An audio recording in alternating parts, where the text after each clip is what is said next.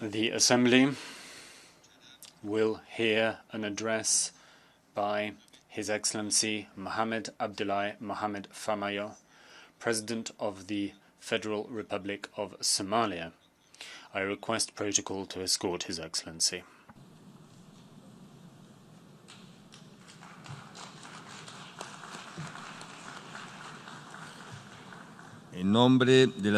On behalf of the General Assembly, I have the honor to welcome to the United Nations His Excellency Mohamed Abdullahi Mohamed Farmaajo, President of the Federal Republic of Somalia, and to invite him to address the Assembly.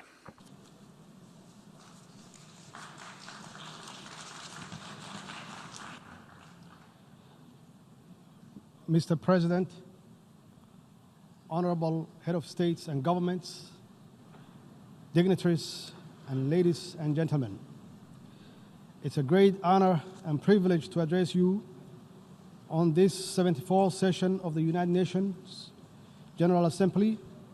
It's indeed my sincere belief that the General Assembly is vital in galvanizing multilateral efforts and actions for poverty eradication, quality education, climate action, and promoting inclusivity in all its forms to advance our global agenda for people-centered development, for common progress and prosperity.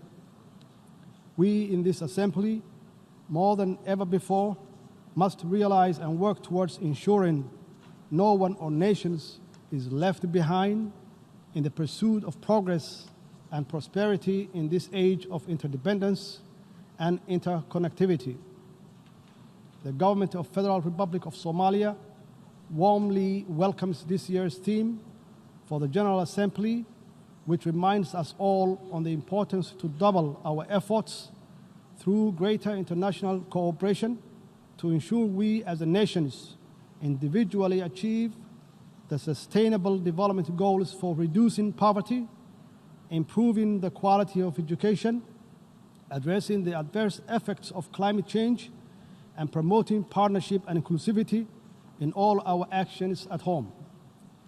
Partnership in all their forms are a must if we are to overcome the greatest common challenges of our time, including security, poverty, climate change, and sustainability.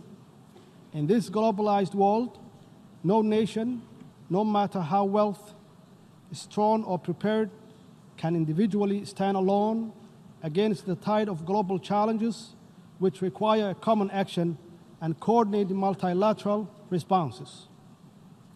We must strive to create the condition for individual fulfillment and common prosperity in line with the vision of sustainable development goals. I'm grateful to be here with our valuable partners, of whom many are represented in this great assembly today, for the constructive role they are playing in Somalia's successful journey to full recovery from a very difficult past. We are also grateful for the role of the United Nations has and continue to play in Somalia's development journey on the ground. We are committed to working with the United Nations to advance our inclusive national development agenda.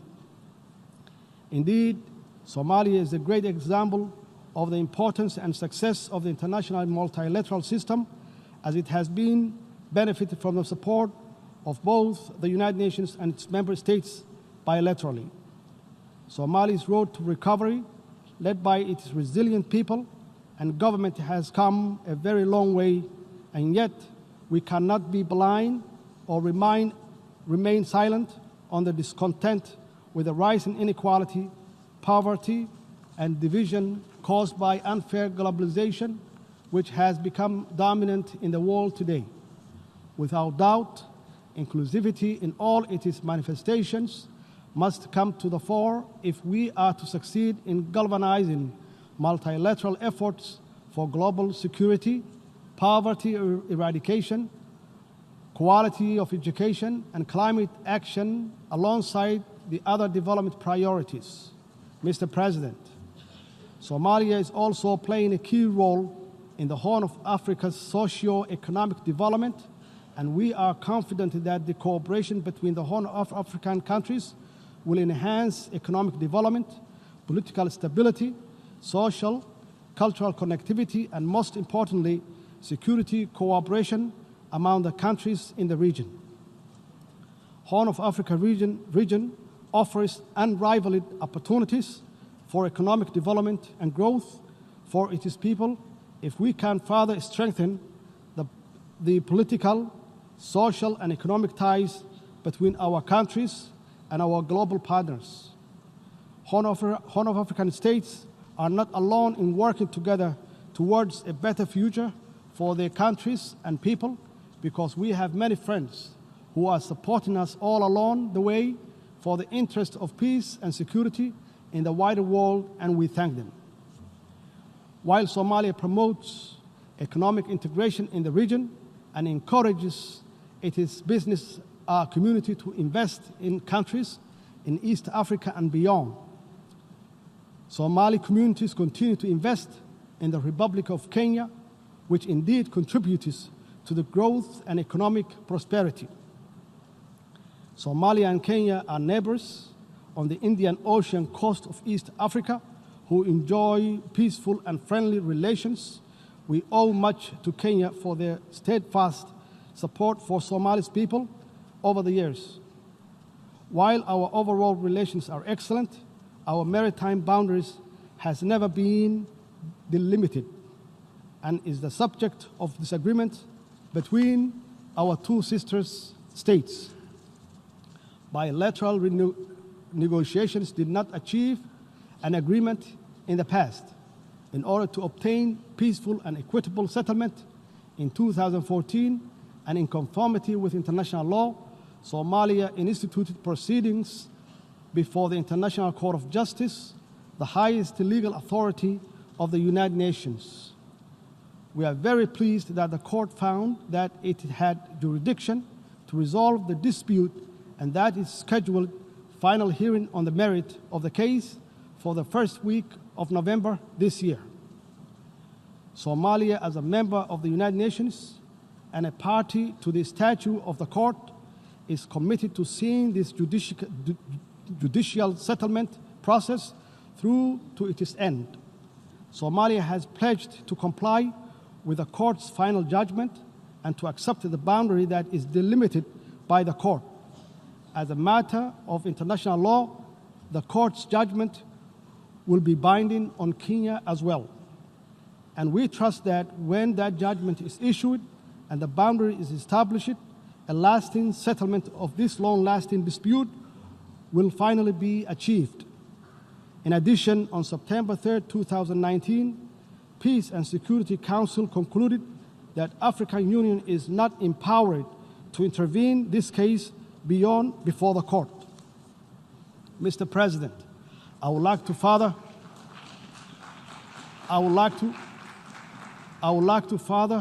to report that at the margin of the 74th United Nations General Assembly in New York, and exactly on Tuesday night, September 24, 2019, President Al-Sisi of Egypt, who is also the current chairman of the African Union, convened and chaired a meeting between me and the President Uhuru of Kenya, the meeting which was very fruitful. We agreed to restore our good brotherly relationship, is strengthening the diplomatic and political cooperation.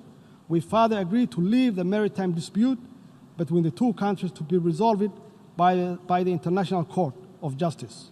Somalia is committed to maintain good relationship with Kenya. Mr. President, the Somali government is strongly committed to its ambition and enabling peace building and state building agenda, and we are making clear strides toward achieving inclusive politics, strengthening democracy, and constructing the very rights-based national institutions that are the pillars of strong societies.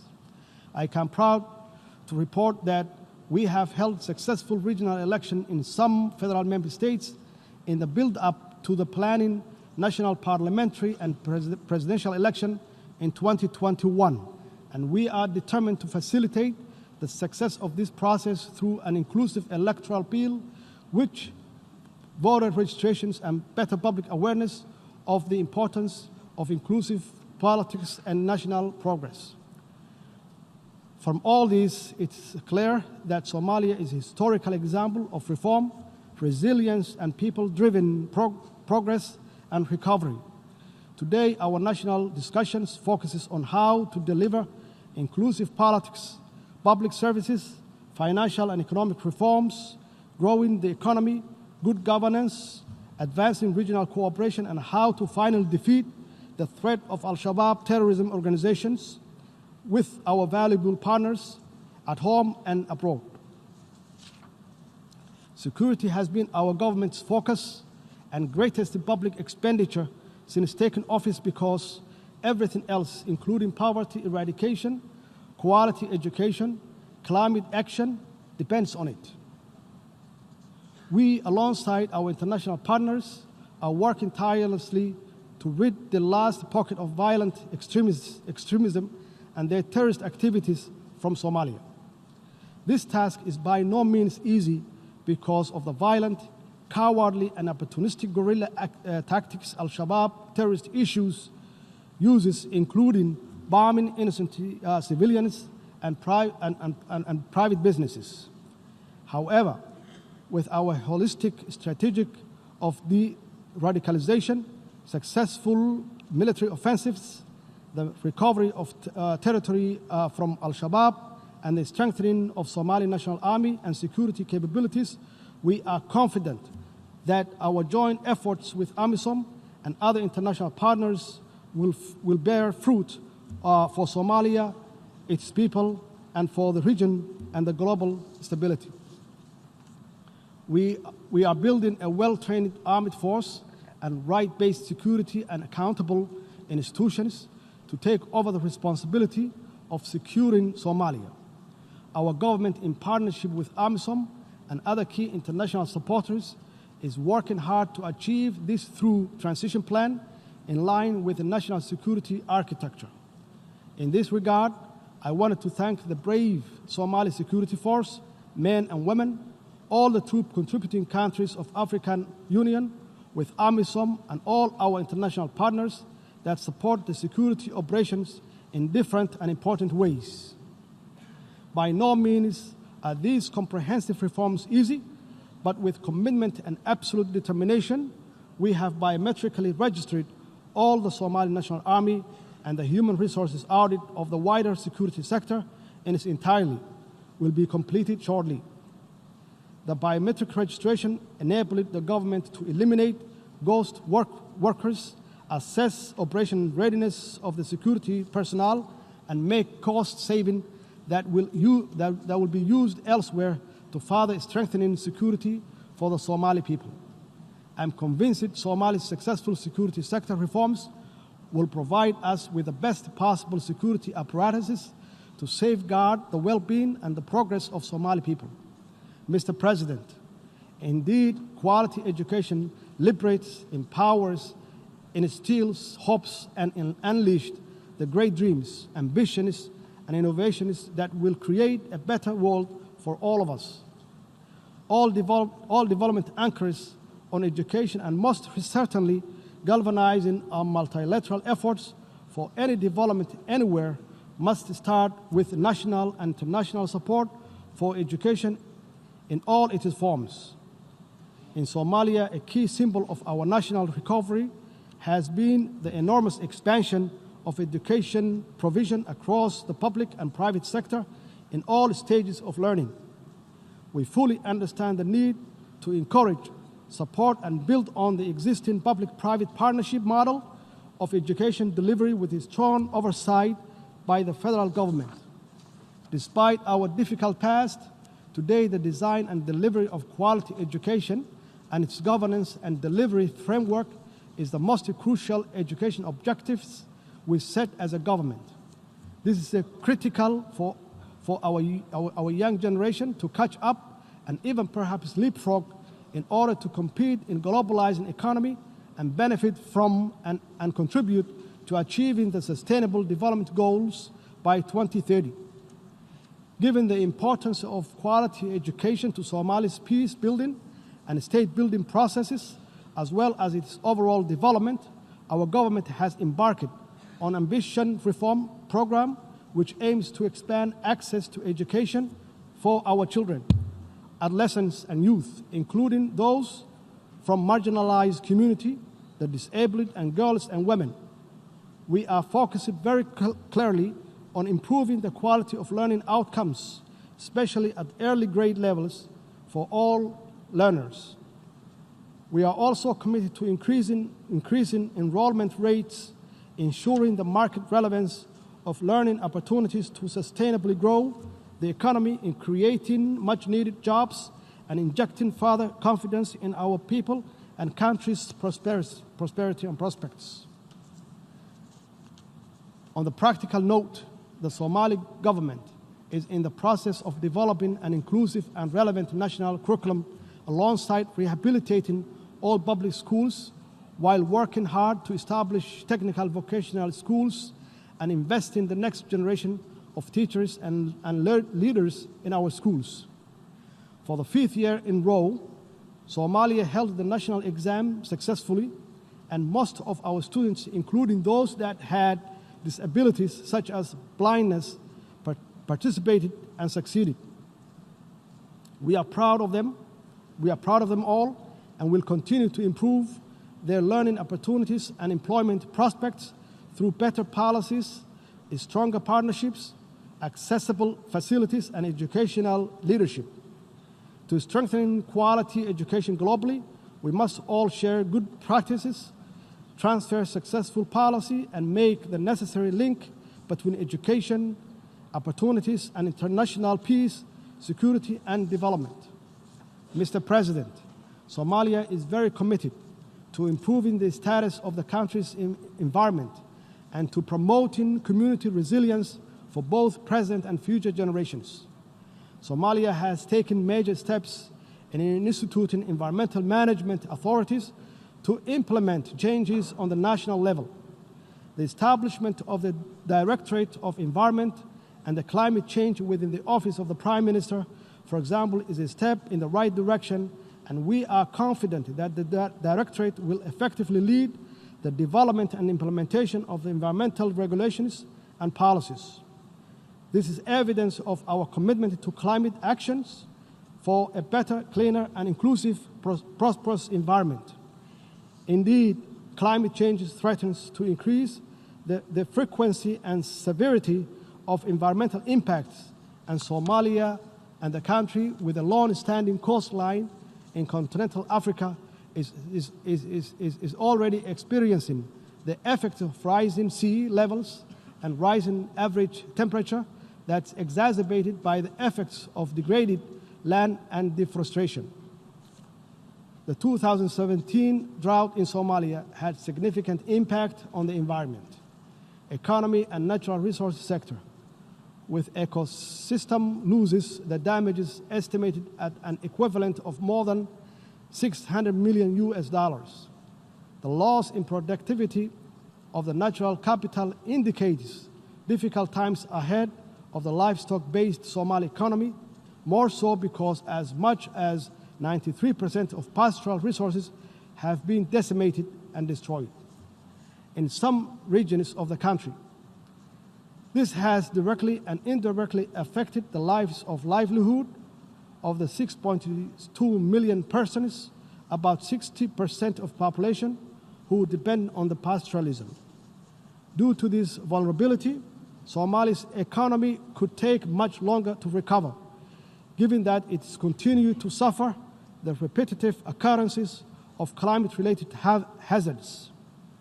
The drivers of vulnerability and fragility in Somalia are complex and therefore requires comprehensive and long-term solutions for integrating sustainable natural resource management and a global environment agenda in Somalia's recovery and national development plan. The lesson from our experience is that climate change or climate action is urgently needed to reverse the catastrophic environmental damage which pose an existential threat to our collective future. Mr. President, let me assure you that my government is fully committed to the outcome of Paris Agreement and equally other multilateral environmental agreements which protect our planet and safeguard the future for all. In this regard, we strongly urge the full implementation and enforcement of United Nations Security Council Resolution 751, which requires all member states to take all necessary measures to prevent the direct and indirect import and export of charcoal from Somalia. This will not only save the environment but deny the international terrorists as a source of terror financing, which they depend on to hurt the innocent and most vulnerable people in our society. Mr. President, poverty is one of the greatest pain a human, a people, a nation can suffer. The government of Somalia is working hard with its people to build a more sustainable future free from poverty with strong social protections. Today we are on the verge of completing an inclusive 9th National Development Plan, which will guide the national strategic policy and framework for eradicating poverty in Somalia. The process of conducting the National Development Plan was inclusive, participatory, and it promotes accountability, transparency, and common responsibility for future implementation. Our approach to eradicating poverty is to create economic opportunity for our people, and to do this, we are engaged in ambitious and successful fiscal and economic reform programs guided by International Monetary Fund, the Staff Monetary Program, to achieve debt cancellation by early next year through the High Indebted Poor Countries Initiative, HIBIC. According to the IMF, our performance to date has been strong and we have achieved much in a short space of time. We continue to raise domestic revenue, improve national budgeting processes, make our financial system more secure and transparent, while instilling fiscal discipline in our national operations.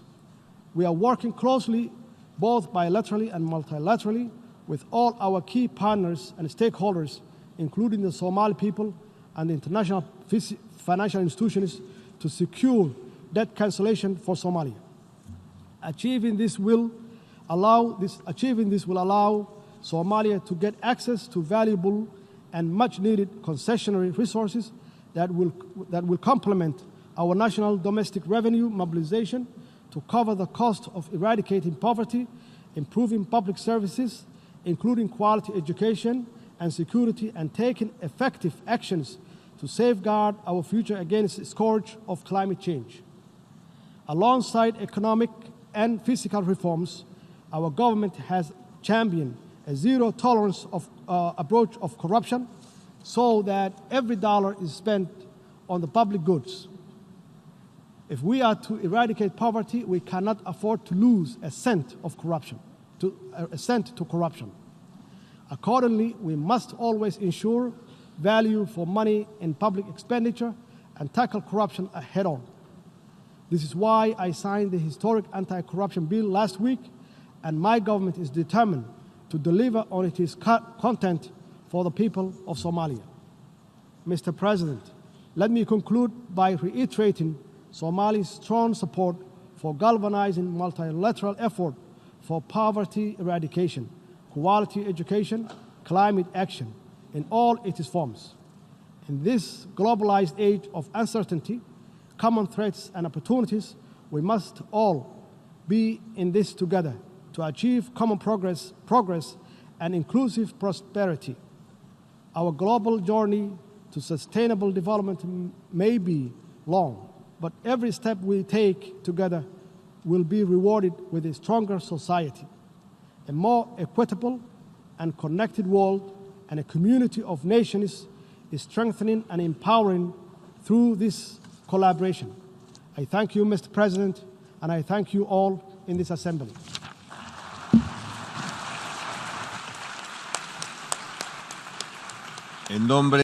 On behalf of the General Assembly, I wish to thank the President of the Federal Republic of Somalia for the statement just made. May I request representatives to remain seated while we greet the head of state.